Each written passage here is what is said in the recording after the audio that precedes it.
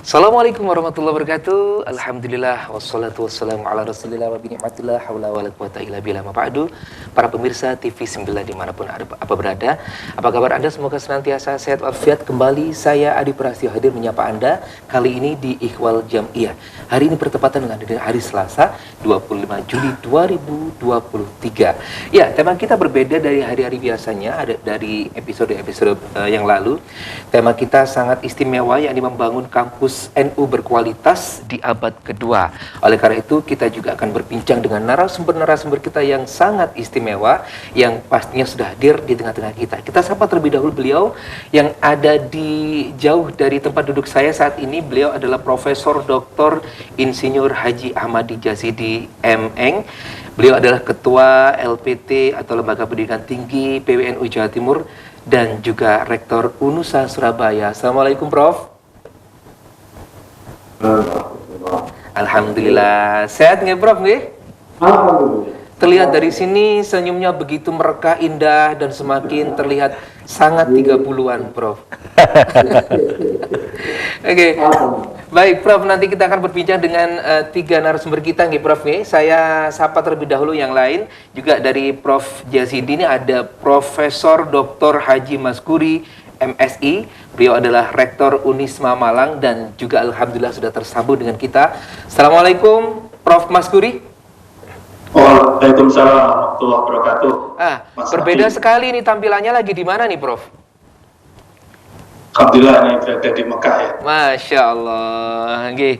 Baik, Profesor Maskuri juga sambung bersama kita dan juga di samping saya juga sudah hadir secara ini offline ya, kalau dua tadi online Gus. Beliau adalah Dr. Abdullah Hamid MPD. Beliau adalah Wakil Sekretaris LPT PWNU Jatim sekaligus dosen UIN Sunan Ampel Surabaya. Assalamualaikum, Gus. Waalaikumsalam. Sehat nggak, Gus? Alhamdulillah. Sama dengan narasumber kita semuanya kelihatan sehat-sehat. Betul. Seger-seger Seger-seger, alhamdulillah. Oke, baik, kita akan berbincang tentang membangun kampus NU berkualitas di abad kedua. Nah, pemirsa, Lembaga Perguruan Tinggi Nahdlatul Ulama atau disingkat dengan LPTNU, ini adalah sebuah lembaga di bawah naungan NU yang bertugas mengembangkan pendidikan tinggi di bawah naungan PBNU. Ini menghadapi abad kedua ini banyak sekali tantangan pastinya yang harus dihadapi oleh perguruan tinggi NU khususnya untuk membangun peradaban. Nah, kita akan bertanya-tanya langsung kepada narasumber kita tentang bagaimana cara atau mengembangkan perguruan tinggi seperti apa dari LPT PWNU Jawa Timur. Kita tergabung terlebih dahulu atau bertanya terlebih dahulu kepada Profesor Jazidi. Prof, seperti apa nih, Prof, caranya kita, kalau menurut Prof nih, peran LPT PWNU dalam mengembangkan perguruan tinggi nih, Prof? Terima kasih. Alhamdulillah. Saya sepakat kita berbicara sore hari ini dengan pertanyaan bagaimana membangun perguruan tinggi Nahdlatul Ulama yang berkualitas. Jadi nanti kita akan lebih banyak menghabiskan waktu sekitar 1 jam ini tentang cara kita membangun. Tidak lagi menghabiskan waktu dengan mengapa kita perlu membangun perguruan tinggi yang berkualitas. Kita anggap itu sudah selesai jawaban mengapa itu. Perguruan tinggi yang berkualitas sebuah keniscayaan. Harus sekarang pertanyaannya adalah bagaimana kita membangun perguruan tinggi Nahdlatul Ulama yang berkualitas itu. Dan itu akan kita bicarakan pada Ikhwal Jam'iyah sore hari ini. Para pemirsa, perguruan tinggi yang yang berkualitas, siapapun itu, apalagi bagi kita Nahdlatul Ulama, diperlukan untuk membangun kepercayaan masyarakat. Masyarakat perlu mendidik putra-putrinya pada jenjang pendidikan tinggi, pada perguruan tinggi yang berkualitas, untuk menjamin masa depan dan kualitas pendidikan putra-putrinya. Karena itu, yang pertama, kita harus mengelola pendidikan tinggi itu secara profesional. kita harus menghilangkan mindset perguruan tinggi sebagai lembaga charity. Harus profesional. Dan yang kedua, perguruan tinggi, setiap perguruan tinggi di Republik ini ada yang namanya badan penyelenggara. Di samping rektorat yang mengelola secara operasional, day to day beroperasinya perguruan tinggi itu. Tapi ada badan penyelenggara. Karena itu, langkah pertama untuk membangun perguruan tinggi yang berkualitas, kerjasama antara badan penyelenggara dan organ rektorat itu harus yang terbaik. Tidak boleh ada masalah, tidak boleh ada friksi antara badan penyelenggara dan rektorat. Itu pertama harus bangun. Kemudian yang kedua, ketika hubungan antara badan penyelenggara dan rektorat itu sudah baik dan terbaik, maka SDM dan tata kelola yang memungkinkan perguruan tinggi itu bekerja secara baik harus dibina dengan baik.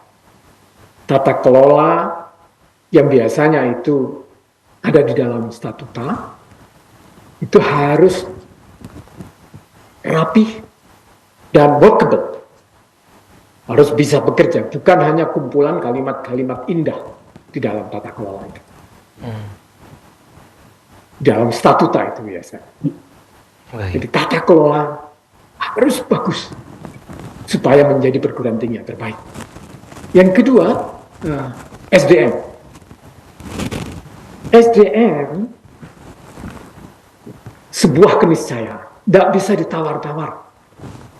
Kalau mau menjadikan sebuah perguruan tinggi bermutu, dipercaya oleh masyarakat, harus mempunyai SDM yang bermutu juga, yang dipercaya oleh masyarakat juga, dan komunitas pendidikan nasional atau bahkan internasional. Baik. Sebuah keharusan yang tidak boleh tidak dilakukan. Harus. Nah, persoalannya sekarang untuk mempunyai SDM yang bagus, itu apakah harus serta-merta ada ketika sebuah perguruan tinggi itu dibentuk? Tentu saja tidak. Oleh karena itu, SDM memang harus kita bangun gradually, setahap demi setahap. Bahkan sama sekali jangan pernah berpikir untuk mempunyai SDM yang berkualitas itu secara instan. Beda dengan sarana prasarana yang lain. Ketika kita punya dana yang cukup, boleh jadi sarana prasarana itu bisa kita lakukan, bisa kita siapkan, bisa kita adakan dengan cepat. Tapi beda dengan SDM. Dua hal itu saya kira langkah pertama ketika kita mau membangun sebuah perguruan tinggi yang berkualitas. Dengan SDM yang berkualitas, kita memungkinkan dalam frame Indonesia menjalankan tridharma perguruan tinggi dengan sebaik mungkin. Saya kira itu sebagai pembuka, nanti kita diskusikan. Baik. Jadi dari Prof tadi ada dua hal yang bisa kita garis bawahi untuk peran LPT PBNU dalam pengembangan perguruan tinggi. Nah, kalau menurut Profesor Maskuri nih, bagaimana nih Prof? Tentang peran LPT PBNU dalam pengembangan perguruan tinggi yang tadi juga sudah dibahas atau disampaikan oleh Profesor Jazidi. Mungkin mau menambahkan terlebih dahulu nih Prof. Baik, terima kasih. Oke. Prof, tapi mohon ditahan dulu Prof, kita akan jeda selepas ini, kita akan balik lagi. Hari ini kita masih membahas tentang membangun kampus NU berkualitas di abad kedua. Sudah tersambung dengan saya, beliau Profesor Dr. Insinyur Haji Ahmad Jazidi, Magister Engineering, Ketua LPT PBNU Jawa Timur dan juga Rektor UNUSA Surabaya, maksud kami, dan juga ada Profesor Dr. Haji Maskuri MSI, dan di samping saya ada beliau Dr. Abdullah Hamid. Kita tadi sudah ke Profesor Maskuri nih, mungkin bisa menambahi Prof tentang yang disampaikan oleh Profesor Jazidi tadi Prof. Baik, terima kasih Pak Adi. Pak yang disampaikan oleh Prof. Jazidi itu adalah merupakan dua hal yang sangat strategis. Namun demikian, yang perlu saya tambahkan bahwa Lembaga Pendidikan Tinggi Nahdlatul Ulama membawa dua misi besar tentunya. Dua misi besar itu diantaranya adalah bagaimana mengamankan dan mengembangkan misi Jamiyah, yaitu Nahdlatul Ulama, merawat, jaga, dan membangun peradaban dunia. Itu adalah misi Jamiyah. Tapi di sisi lain juga membawa misi yang sangat general, yaitu bagaimana perguruan tinggi Nahdlatul Ulama itu di samping memiliki daya komparatif yang tadi saya katakan misi Jamiyahnya tadi, tetapi juga membawa misi, yaitu membawa daya kompetitif juga ya, di samping komparatif juga kompetitif. Dua hal inilah yang sesungguhnya menjadi kekuatan besar Lembaga Pendidikan Tinggi Nahdlatul Ulama di dalam merawat, jaga, dan membangun peradaban itu, yang dasar utamanya adalah ilmu pengetahuan dan teknologi yang ini harus dikuasai oleh sumber daya manusia, baik itu dari dosen, tendik, maupun juga mahasiswa. Dan ini tidak mudah, dua hal yang harus disatukan ini. Tetapi ini nanti akan menjadi kekuatan besar dan sekaligus akan mewarnai di dalam ilmu pengetahuan dan teknologi pada tingkat nasional maupun global. Kita harus pahami bahwa ketika kita berbicara tentang membangun kampus NU berkualitas di abad kedua, kita tidak bisa lepas dari dinamika kehidupan global. Tetapi kita tidak bisa mengabaikan pula tentang kearifan-kearifan lokal itu. Nah, kearifan lokal ini yang juga harus dikembangkan sedemikian rupa agar supaya inilah yang sesungguhnya akan menjadi distingsi dari Nahdlatul Ulama yang memiliki prinsip-prinsip tawasud, tawazun, tasamuh, ta'adul, kemudian ta'awun, amar ma'ruf nahi mungkar, itu built-in di dalam proses pendidikan dan pengembangan ilmu pengetahuan dan teknologi, sehingga ke depan output daripada perguruan tinggi Nahdlatul Ulama itu adalah menjadi ambasador perdamaian dunia, di samping di dalam konteks untuk pengembangan ilmu pengetahuan dan teknologi. Jadi starting point-nya adalah seperti yang dikemukakan oleh Prof. Jazidi tadi, itu adalah yang terkait dengan persoalan tata kelola. Kalau berbicara tentang tata kelola adalah di situ adalah komitmen seorang pemimpin di dalam membawa sebuah perubahan di dalam pendidikan itu sendiri. Karena apapun, konsep yang harus kita kembangkan adalah continuous improvement. Yang konsep yang kita bawa adalah sustainability improvement. Itu adalah menjadi bagian yang tidak terpisahkan di era globalisasi seperti sekarang ini. Tetapi kita tidak bisa meninggalkan tentang kearifan-kearifan lokal itu. Tetapi Pak Adi, apapun yang harus kita misi yang kita kembangkan itu adalah penjaminan mutu baik internal maupun eksternal ini menjadi kunci utama. Jadi kalau Lembaga Pendidikan Tinggi Nahdlatul Ulama yang harus dikembangkan adalah profesionalitas. Tidak lagi nanti berbicara tentang nepotisme misalnya dan lain sebagainya. Itu sudah harus ditinggalkan. Yang harus dikedepankan adalah quality assurance baik internal maupun eksternal, itu menjadi bagian yang tidak terpisahkan. Saya pikir begitu Pak Adi untuk mengantarkan. Nah, kali ini kita bertanya langsung kepada beliau, Wakil Sekretaris LPT PWNU Jawa Timur Gus, tentang peran LPT PWNU sendiri seperti apa nih dalam mengembangkan perguruan tinggi. Oke, terima kasih atas waktunya. Salam hormat saya untuk para senior saya, Prof. Jazidi, Prof. Maskuri. Kebetulan PWNU Jawa Timur untuk tahun ini itu alhamdulillah kemarin mempunyai namanya beasiswa ya, dari PWNU Jawa Timur. Jadi serta-merta dari PWNU Jawa Timur tidak hanya berkoordinasi dengan perguruan tinggi Nahdlatul Ulama di seluruh Jawa Timur, tapi juga menyiapkan beasiswa dari PBNU Jawa Timur yang alhamdulillah diselenggarakan oleh beberapa perguruan tinggi NU Jawa Timur seperti dari UNU Surabaya, Unisma Malang ini alhamdulillah kemarin sangat antusias ya.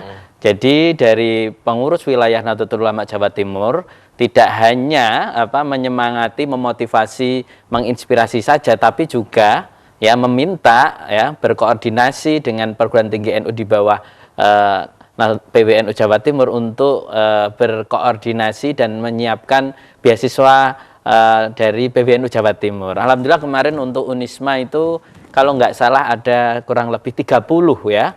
30 yang diterima di Unisma, kemudian di Unusa kalau nggak salah 15 ya Prof, di Unusa, dan beberapa perguruan tinggi NU di Jawa Timur ada ITS NU Pasuruan, ada Unira Malang, ada Universitas Wahab Hasbullah Tambak Beras Jombang, kemudian ada beberapa Universitas NU Sidoarjo dan beberapa perguruan tinggi NU di Jawa Timur. Jadi peran dari perguruan tinggi NU Jawa Timur ini tidak hanya menyiapkan seperti yang diceritakan oleh Prof. Jazidi dan Prof. Maskuri, tapi juga menyiapkan ibaratnya beasiswa untuk beasiswa biaya untuk para kader-kader NU yang secara intelektual oke ya, kemudian punya bermasalahan terhadap finansial. Maka dari PBNU Jawa Timur kemarin alhamdulillah kita sudah mengadakan beasiswa PBNU Jawa Timur klaster PTNU. Alhamdulillah kemarin juga sudah di-launching oleh Kiai Marzuki di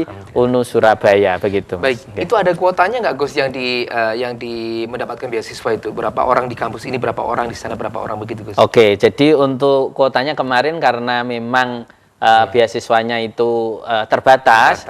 Jadi namanya beasiswa prestasi keagamaan ya. Jadi dari Unisma punya klaster namanya beasiswa untuk sang juara ya. Di Unusa juga syaratnya satu hafid ya, menghafal Al-Qur'an. Yang kedua juara MTQ Musabaqah Tilawatil Quran ya, dan cabang-cabangnya ya. Yang ketiga Qiraatul Kitab, bisa membaca kitab kuning ya. Nah, itu salah satu syarat rukun agar mendapatkan beasiswa PBNU Jawa Timur klaster PTNU begitu. Berarti yang terakhir saya nggak masuk nih, Bro. Kan salah satu atau ya, tidak dan. Jadi boleh juara MTQ, terus baca kitab, kemudian yang ahli lah ya di bidang keagamaan, alfiyah dan seterusnya. Baik, nggak ada nggak khusus juara MC begitu? Nah, juara MC nanti mungkin kita kita kerjasamakan setelah ini ya Pak. Amin, amin. Baik, saya ke Profesor Jazidi terlebih dahulu nih, tentang tadi sudah perannya sudah dibahas juga panjenengan bertiga pastinya tadi begitu. Nah, bagaimana sekarang pengembangan membangun kampus NU yang berkualitas nih kalau dari Profesor Jazidi, dan juga saya ke Profesor Jazidi dulu. Baik, tadi saya mengatakan bahwa hal pokok tata kelola harus bagus, hubungan antara penyelenggara dan rektorat harmonis, yang terbaik. Intinya kalau kita mau bergerak membangun perguruan tinggi atau ulama yang berkualitas, hubungan antara dua organ ini sudah selesai, sudah nggak ada masalah. Kalau enggak, nanti energi kita, waktu kita habis untuk urusan-urusan yang seperti memperbaiki kedua organ ini, dan kita nggak sempat mikirkan bagaimana membangun perguruan tinggi itu yang berkualitas. Gitu. Jadi itu harus selesai, sudah selesai. Kemudian SDM. Dan PTNU di Indonesia ini banyak. Di Jawa Timur ada 100-an lebih, baik yang di bawah Kemenhak maupun yang di bawah Kemendikbudristek. Baik. Ada yang di bawah perkumpulan badan penyelenggara itu, PBNU, dan ada yayasan-yayasan masyarakat. Baik. Nah, andainya sekarang bayangkan ya, membangun lebih lanjut perguruan tinggi Nahdlatul Ulama yang bermutu ini. Masing-masing kekuatan PTNU yang dimiliki oleh masing-masing PTNU ini dibersatukan dalam satu frame kerjasama, Baik. perpustakaannya, ya, jurnalnya misalnya. Baik. Itu akan menjadi satu kekuatan luar biasa untuk membangun kampus yang berkualitas. Itu salah satunya. Baik, Prof, nanti sebentar lagi kita lanjut lagi Prof, karena kita akan jeda dulu. Selepas ini kita akan sambung kembali dari apa yang disampaikan oleh Prof. Jasidi. Tadi sudah dibahas, sudah disampaikan juga oleh Profesor Jasidi tentang bagaimana membangun kampus NU yang berkualitas. Nah, saya sekarang kembali kepada ini nih, kepada Profesor Maskuri nih, tentang apa yang menjadi tantangan juga. Saya ke Profesor Maskuri terlebih dahulu, tadi karena sudah ke Profesor Jasidi. Apa yang menjadi tantangan kampus NU, Dok? Prof, di abad kedua ini, kalau menurut Profesor Maskuri ini? Iya, seperti yang tadi disinggung oleh Prof. Jazidi ya, SDM ini menjadi salah satu hal yang sangat penting untuk kita perhatikan ketika kita mau masuk dalam abad kedua, yang dimana abad kedua ini tantangan semakin besar baik dari sisi teknologi informasi maupun juga arus globalisasi ilmu pengetahuan dan teknologi, dan di sini membutuhkan kualitas sumber daya manusia yang mumpuni.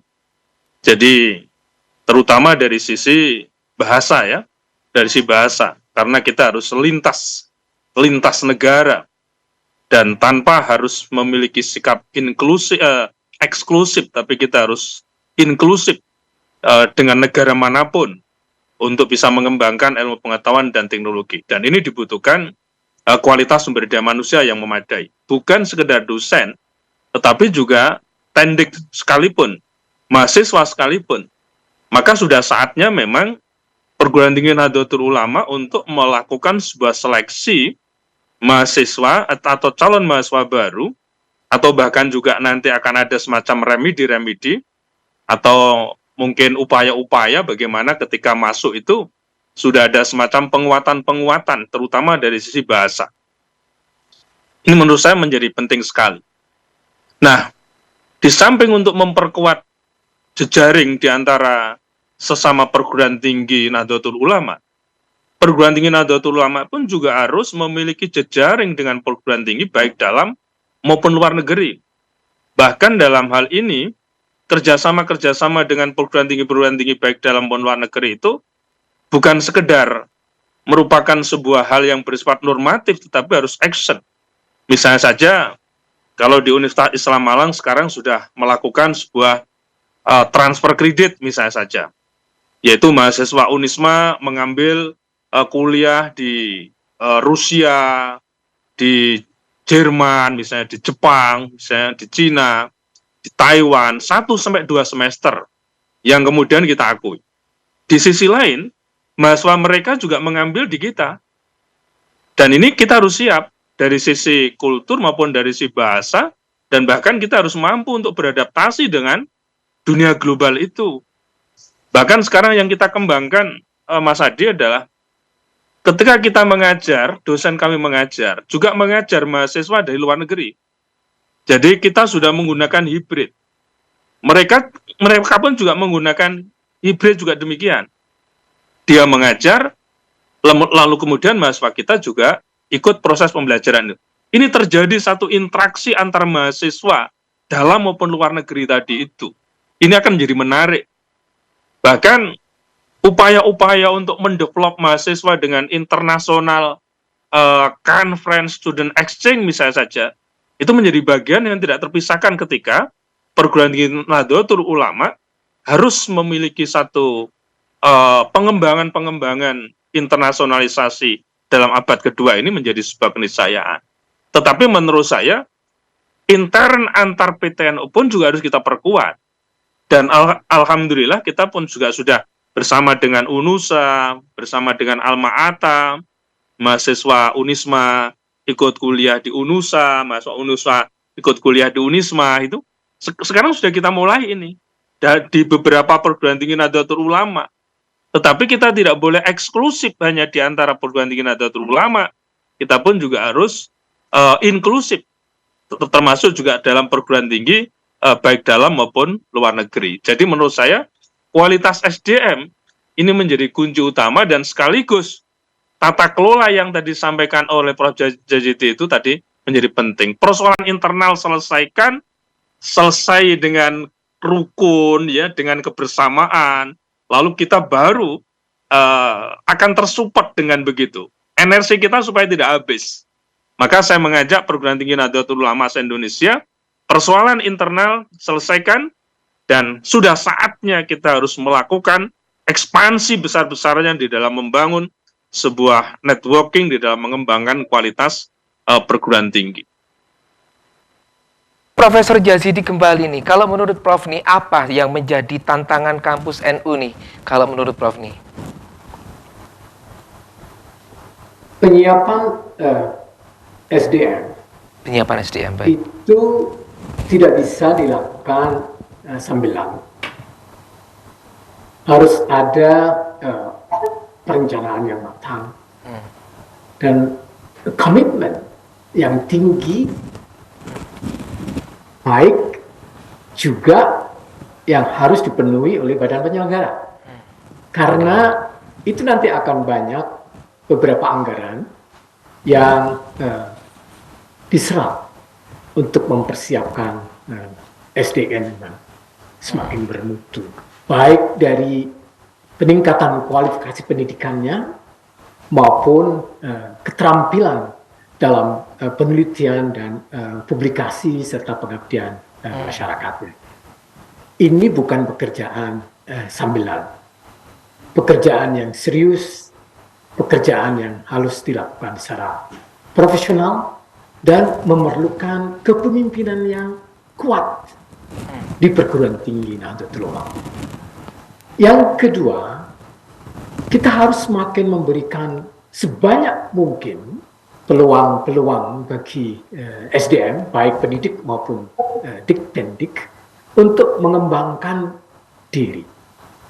Pengalaman internasional bagi para pendidik melalui international conference, baik yang dilakukan di dalam negeri maupun di luar negeri, itu harus semakin banyak diberikan.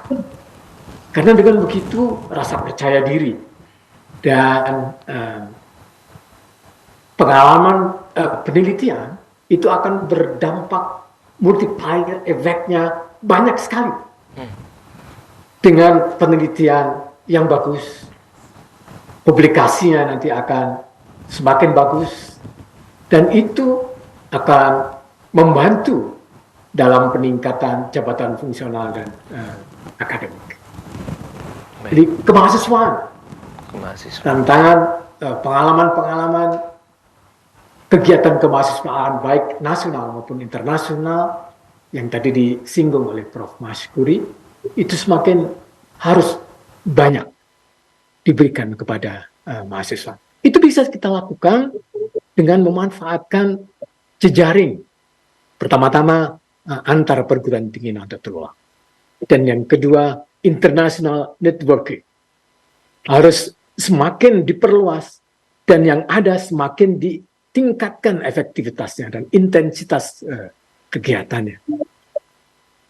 Jadi dengan begitu, insya Allah nanti masing-masing PTNU akan bisa berkembang menjadi perguruan tinggi yang bermutu. Di samping itu juga, semuanya itu nanti tidak lepas dari budget, dari finansial, anggaran. Oleh karena itu, ini semacam mata rantai bermutu, dipercaya masyarakat. Mahasiswa akan semakin banyak, orang tua mempercayakan di perguruan tingginya, kerjasama dengan institusi-institusi lain melalui penelitian dan proyek-proyek yang akan semakin memperkaya revenue generatornya, semakin punya kemampuan untuk mengembangkan perguruan tingginya melalui pengembangan SDM-nya, pendidik ataupun tenaga pendidikan, kegiatan kemahasiswaannya bermutu, semakin mendapat kepercayaan masyarakat, semakin banyak revenue yang masuk, semakin banyak kesempatan yang bisa dimanfaatkan untuk mengembangkan lebih lanjut lagi satu mata rantai yang terus berputar, membentuk suatu lingkaran positif yang semakin besar. Sekali perguruan tinggi itu tidak dipercaya oleh masyarakat, susah mendapatkan revenue yang memadai. Sehingga ini persoalan teknis, cash flow itu memang menjadi persoalan utama yang tidak bisa diabaikan. Karena itu jumlah mahasiswa itu menjadi variabel penting. Sehingga ada kemungkinan yang perlu difikirkan untuk merge beberapa kampus PTNU yang memang secara cash flow itu kalau tidak memungkinkan untuk dipertahankan. Digabung saja. Digabung saja. Beberapa jumlah mahasiswanya nanti yang sedikit-sedikit itu digabung menjadi perguruan tinggi baru Nahdlatul Ulama yang menjadi semakin kuat. Dan setahu saya Kementerian Pendidikan dan Kebudayaan Ristek itu mengendorse perguruan tinggi yang kecil untuk merge saja, untuk gabung supaya menjadi perguruan tinggi yang semakin besar, semakin kuat, dan itu menguntungkan juga bagi pemerintah. Dalam hal ini Kementerian Pendidikan dan Ristek. Baik, Prof. Itu artinya berarti sekarang sudah waktunya para perguruan tinggi NU dan juga swasta yang lain ini saatnya berkompetisi juga dari yang jenengan sampaikan tentang tantangan-tantangan tadi. Tapi kita akan bahas selepas yang ini dulu, Prof. Ini tentang banyak nih sekarang kan kampus-kampus yang bermunculan, ada negeri dan juga luar negeri nih Gus, kayak swasta begitu. Nah, inovasi apa nih kalau menurut LPT atau transformasi seperti apa yang hendak dikembangkan dalam membangun kampus NU yang di abad kedua ini Gus kalau dari LPT? Terima kasih teman-teman. Jadi core bisnis perguruan tinggi Nahdlatul Ulama terutama khususnya adalah Tridharma perguruan tinggi ya. Jadi satu adalah bidang pendidikan dan pengajaran, yang kedua bagian penelitian, yang ketiga adalah pengabdian masyarakat ini ya. Seperti yang telah dijelaskan tadi Prof. Jazidi dan Prof. Maskuri, bagaimana perguruan tinggi NU ini core bisnisnya ada di sana. Sehingga bagaimanapun caranya kita harus berlomba-lomba dalam melayani masyarakat ke dalam tiga hal ini. Core bisnisnya ya pelayanan terhadap tiga hal ini. Pendidikan, penelitian, pengabdian. Kalau penelitian ini diperbolehkan seperti Prof. Jazidi dan Prof. Maskuri tadi berlomba-lomba untuk mencari lembaga maupun baik kementerian maupun non kementerian untuk berkolaborasi ya dengan perguruan tinggi Nahdlatul Ulama. Seperti Prof. Jazidi dan Prof. Maskuri sebagai contoh UNUSA dan UNISMA ini sudah mempunyai jaringan internasional. Demikian pula dengan perguruan tinggi Nahdlatul Ulama yang ada khususnya di Jawa Timur ya. Nah, salah satu inovasi yang sekarang perlu mendapatkan perhatian khusus ya, ini adalah anak-anak sekarang kenal dengan namanya kecerdasan buatan atau AI ya. Nah, bagaimana dengan ChatGPT ya? Ini lagi ngetren ini anak-anak sekarang. Jadi kalau arah-arah yang gabut ini ya, itu biasanya bikin makalah itu kalau dulu dari Google, kalau sekarang enggak, ChatGPT aja. Bikinkan redaksi atau apa. Pokoknya kalau kata kuncinya pas itu ada jawabannya. Makanya para dosen ini juga jangan sampai kalah ya dengan kecerdasan buatan ini ya. Salah satunya adalah yang tidak dimiliki oleh kecerdasan buatan atau AI adalah itu ya, rasa ya, zauk ya. Jadi bagaimana kita, oh ini bukan kerjaannya manusia, itu kira-kira dosen harus tahu. Karena kalau pakai AI atau kecerdasan buatan itu Turnitin juga aman gitu ya. Jadi juga plagiasinya juga aman. Ini tantangan kita dan inovasi bagaimana kita dari perguruan tinggi NU itu juga jangan sampai kalah dengan namanya kecerdasan buatan. Kalau kita kalah nanti ya orang nggak ada yang akan kuliah, tapi dia akan main dengan kecerdasan buatan itu ya. Itu juga berpengaruh juga nggih Gus tentang apa yang disampaikan oleh mahasiswa kepada dosennya. Kalau itu bukan karangan mahasiswa sendiri, ya ada ketahuan juga Gus. Sangat ketahuan kalau dosennya gaul ya. Kalau dosennya pengalaman itu tahu ini bukan garapan manusia ini tahu ini. Tapi kalau dosennya kurang pergaulan dan tidak punya pengalaman itu juga kenapa? Karena di beberapa hal seperti yang sekarang lagi ngetren ya, salah satu kampus dunia top itu lagi mengembangkan tentang deep learning ya. Jadi bagaimana dia belajar tentang dia mengembangkan kecerdasan buatan pada waktu kalau kita lihat film namanya Alpago ya.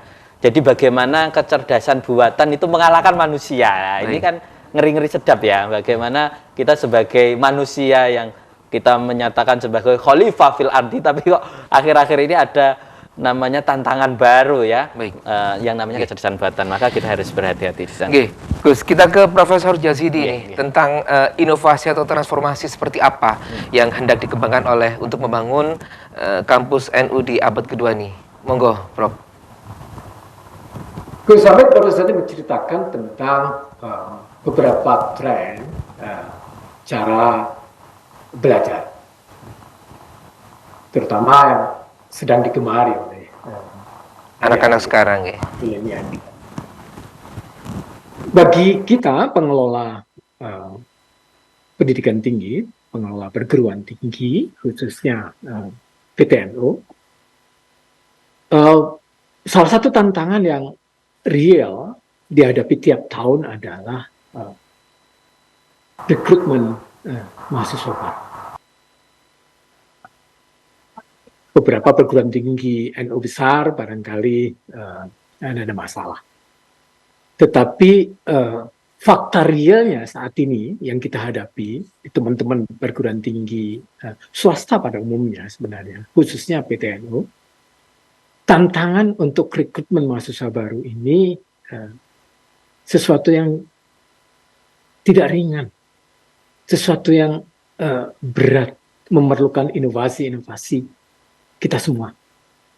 Nah, salah satu peluang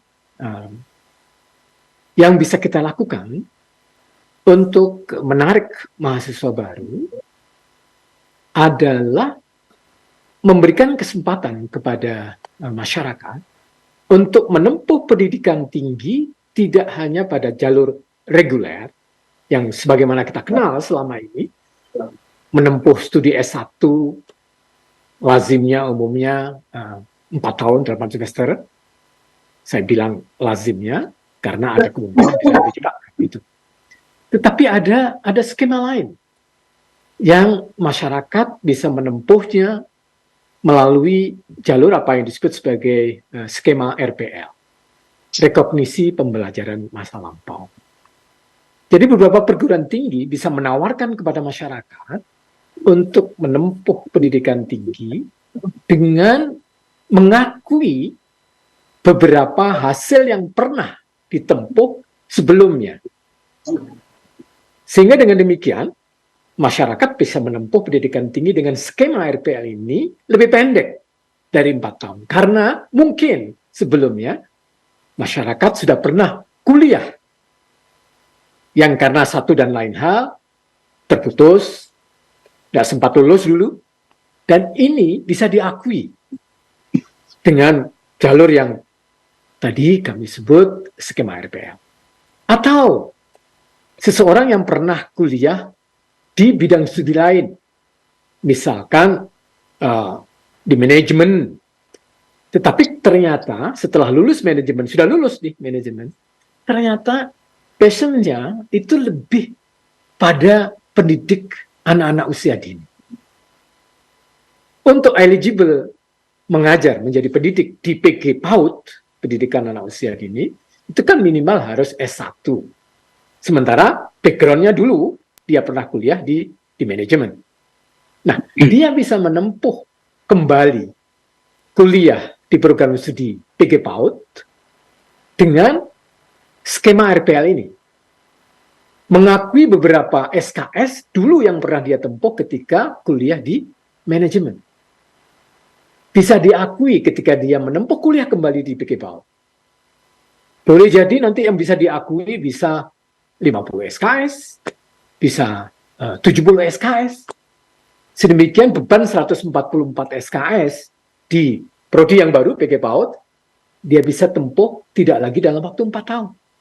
Tapi bisa lebih pendek dari itu. Ini yang disebut skema RPL, dan ini peluang baru. Perguruan tinggi Nahdlatul Ulama bisa berinovasi untuk menawarkan kepada masyarakat, silakan. Yang seperti itu, Prof. Dikali dengan skema RPL. Baik. Ini salah satu inovasi. Yang kedua, untuk memperbanyak revenue generator di sebuah perguruan tinggi yang bisa menambah pendapatan, income, bisa memperkuat cash flow dan seterusnya. Baik. Membuka kesempatan untuk masyarakat menjalani sebuah training yang bersertifikat. Jadi perguruan tinggi NU bisa menawarkan dengan potensi yang dimiliki, ada training-training misalkan di UNUSA yang lebih banyak prodi-prodi kesehatan dan punya pengalaman yang panjang di keperawatan, di kebidanan, di kesehatan masyarakat misalnya. Membuka training-training short course 3 bulan, 6 bulan yang bersertifikat untuk satu keterampilan tertentu. Misalkan spa untuk bayi gitu ya. Training bagi para orang tua misalkan, atau bagi tenaga-tenaga keperawatan yang ingin menambah keterampilannya, pelatihan 3 bulan untuk spa bayi yang bersertifikat. Karena zaman sekarang ini, pasar kerja akan bertanya kepada calon pekerja, bukan dengan pertanyaan siapa kamu, artinya kamu berasal dari mana, kamu berasal dari perguruan tinggi mana, tetapi kamu bisa apa. Yang ditunjukkan, yang dibuktikan dengan sertifikasi keterampilan. Yang itu bisa diperoleh dengan pelatihan-pelatihan pendek, short course. Jadi ini peluang, inovasi. Yang ketiga, ada baiknya teman-teman PTNU mulai dari sekarang, atau bahkan yang sudah ada, sangat bagus, untuk melengkapi unitnya, organnya, di perguruan tingginya LSP, Lembaga Sertifikasi Profesi. Sedemikian nanti lulusannya tidak hanya mengantongi ijazah dan surat keterangan pendamping ijazah SKPI, tetapi juga ada sertifikat kompetensi tertentu yang dikeluarkan oleh Badan Nasional Sertifikasi Profesi, BNSP, melalui LSP-nya. Itu beberapa hal yang mungkin bisa dilakukan sebagai inovasi yang memang diperlukan. Itu adalah inovasi yang diberikan oleh Profesor Jazidi untuk transformasi yang dikembangkan dalam membangun kampus NU. Kita berada di segmen terakhir, oleh karena itu kita berikan kesempatan kepada narasumber kita untuk memberikan motivasi atau kesimpulan singkat dari perbincangan kita tentang membangun kampus NU berkualitas di abad kedua. Saya mulai dari Prof. Maskuri, karena kelihatan beliau sangat begitu tergesa-gesa kelihatannya, mungkin karena jadwalnya akan berpindah ke Madinah, begitu nggih. Monggo, saya berikan kesempatan terlebih dahulu kepada Prof. Maskuri untuk closing statement pada sore hari ini. Tadi ditanggung dengan Prof. Jazidi. Jadi Prof. Jazidi tadi sudah banyak ya berbicara tentang inovasi, dan saya pikir itulah sesuatu hal yang sangat penting bagi sebuah perguruan tinggi Nahdlatul Ulama. Maka menurut saya perguruan tinggi Nahdlatul Ulama yang jumlahnya hampir 283 itu mesti harus melakukan sebuah kerjasama di dalam mengembangkan inovasi itu. Inovasi yang kita maksud tadi adalah inovasi dari sisi proses untuk memberikan sebuah pelayanan kepada masyarakat itu agar supaya lebih cepat di dalam menyelesaikan studi, dan sekaligus juga inovasi dalam konteks produk. Apalagi sekarang ini dengan akreditasi internasional, itu sekarang sudah harus ada outcome, Mas Adi. Jadi hasil-hasil riset tidak cukup hanya menghasilkan sebuah laporan, tetapi sudah harus ada produk. Maka Universitas Islam Malang ini juga sudah mempersiapkan laboratorium yang berbasis pada produk yang ke depan ini adalah harus berdiri sebuah perusahaan-perusahaan baru. Misalnya perusahaan yang terkait dengan obat-obatan, terkait dengan pupuk, misalnya saja, terkait dengan olahan makanan dan sebagainya ya, atau mungkin juga sari buah. Ini semuanya adalah merupakan hasil-hasil riset dan pengabdian pada masyarakat.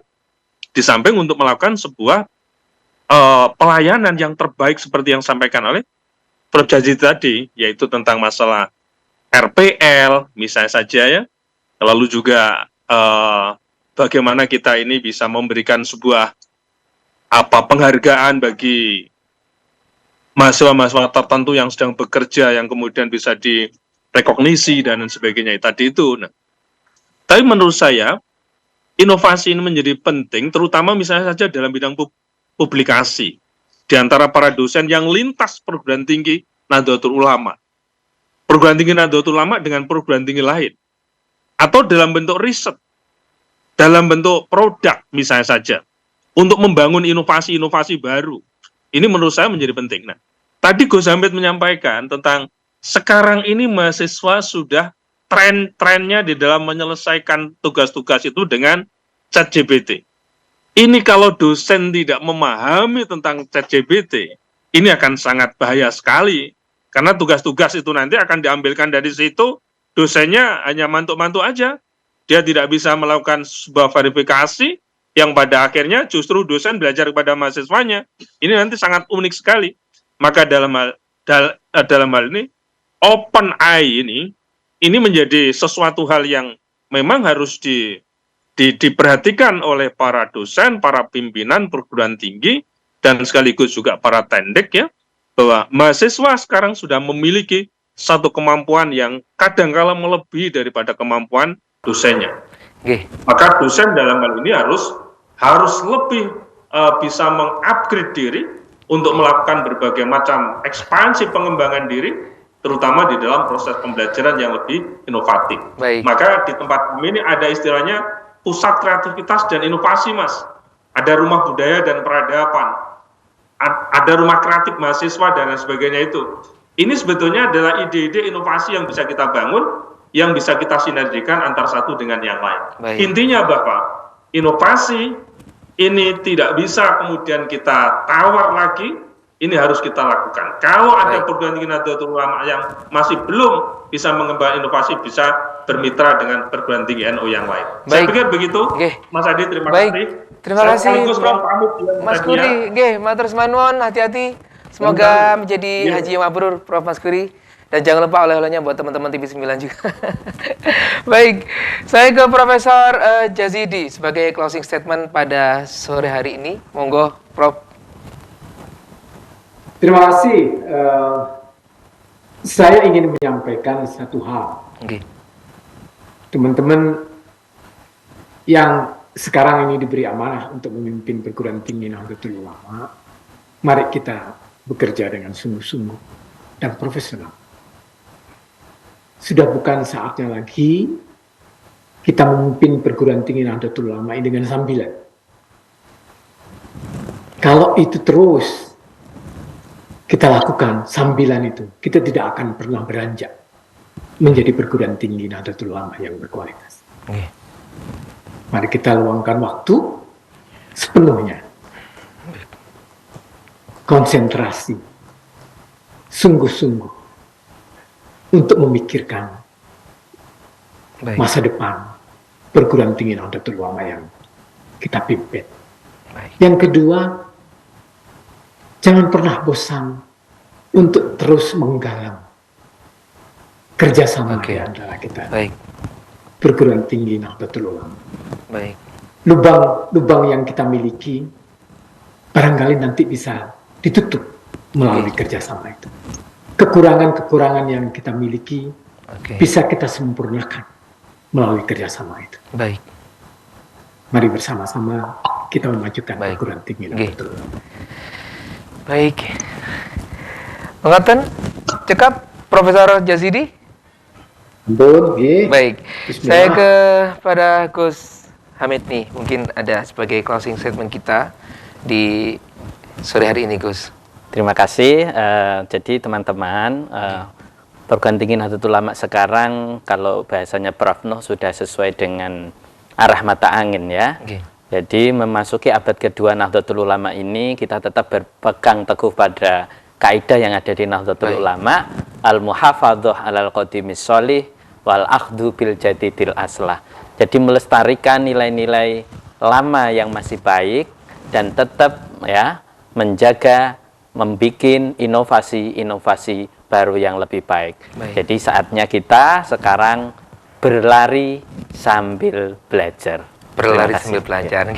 Baik, matur nuwun Gus Hamid, matur nuwun Profesor Jazidi, Profesor Maskuri mungkin masih tersambung dan juga Gus Hamid atas penjabarannya, inovasinya dan lain sebagainya. Perbincangan kita di sore hari menarik sekali dan pastinya banyak sekali yang bisa kita ambil dalam perbincangan kita di sore hari. Pemirsa, terima kasih juga Anda sudah berpartisipasi dan ikut untuk terus menonton acara kita di Iqbal Jamiah. Saya Arif Prasetyo, mewakili kerabat kerja yang bertugas pada sore hari, mengaturkan terima kasih sekali lagi. Mohon maaf apabila ada kekurangan. Wallahul muwaffiq ila aqwamit thoriq. Wassalamualaikum warahmatullahi wabarakatuh.